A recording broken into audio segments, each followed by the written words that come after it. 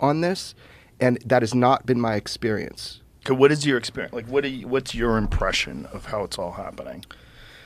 It's a big question. I don't know where to start on that, but here's what I know. I know that there are people in government that want some level of disclosure on whatever this is without defining it. Just there should be oversight.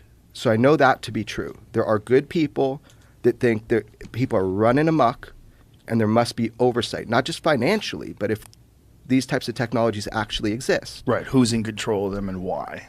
And Yeah. who has access to them and why? I mean, we have a history of disinformation and misinformation put out to the public and to Congress by the intelligence community, by the Pentagon. They lie all the time.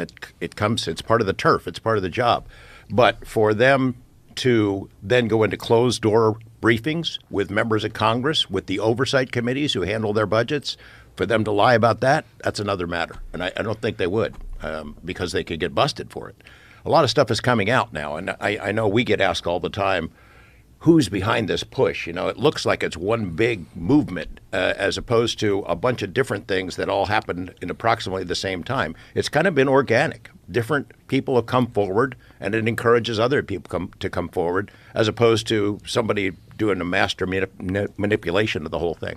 What resistance is there to this information getting out? There's resistance on like multiple levels. So despite what you believe to be true or not true, the big question is, are we going to be able to verify some of these claims? That's all I care about, right? If we're back engineering some of these craft, then I believe that we should have the discovery process to find out if things like what David Grush has said under oath, that he has literally put his well-being and his safety on the line for, if that is true, then we have a duty to find out.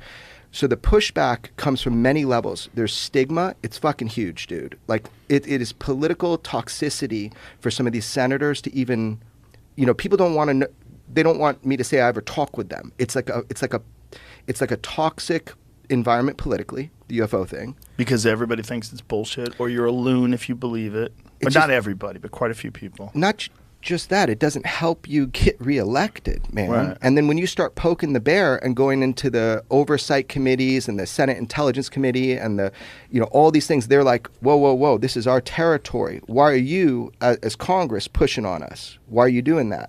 Like, this is our job. We have clearances. So there's that kind of pushback too. You look back at the beginning of the cover-up, why did it happen? Why did it start? Well, if 1947, this gigantic wave of UFOs suddenly appear. You got Kenneth Arnold, you got Roswell, hundreds of sightings all over. We'd just come out of World War II, and our military is faced with a new threat that they really don't know what the hell it is. They start looking at it and trying to figure it out, but they can't.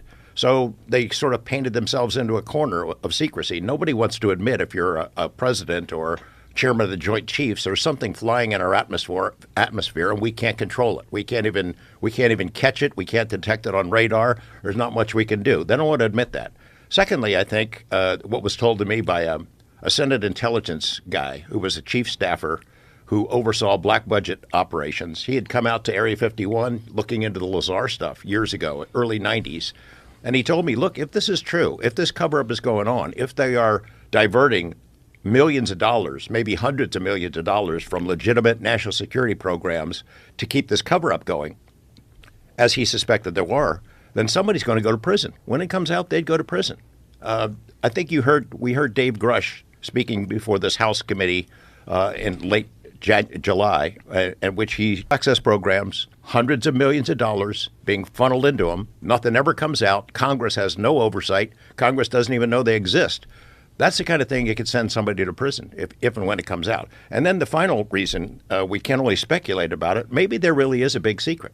I wonder about it. If I was told, here's the real deal, here's what's going to happen if this comes out, society will collapse. It is so overwhelming, so disturbing that it would hit the fan, that everybody'd freak out. Maybe there is something like that. I don't know. But it gets dangerous for us to allow military folks to decide, I can know it, but you can't. Dad can know, but mom and the kids can't know. I don't like that. Yeah, I'd like to be able to know myself. I don't like it either, but why do they think that society would collapse?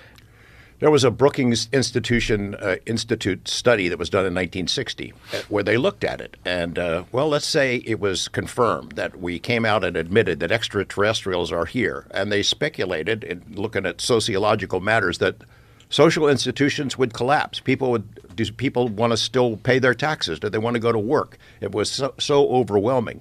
The fact that we, a lesser species, have been discovered by something more intelligent. We know from human history how that works out. When the Europeans come to North America, we know what happens to the people who are already here, the less developed society. They collapsed. They were wiped out. And I think that was the projection of that study.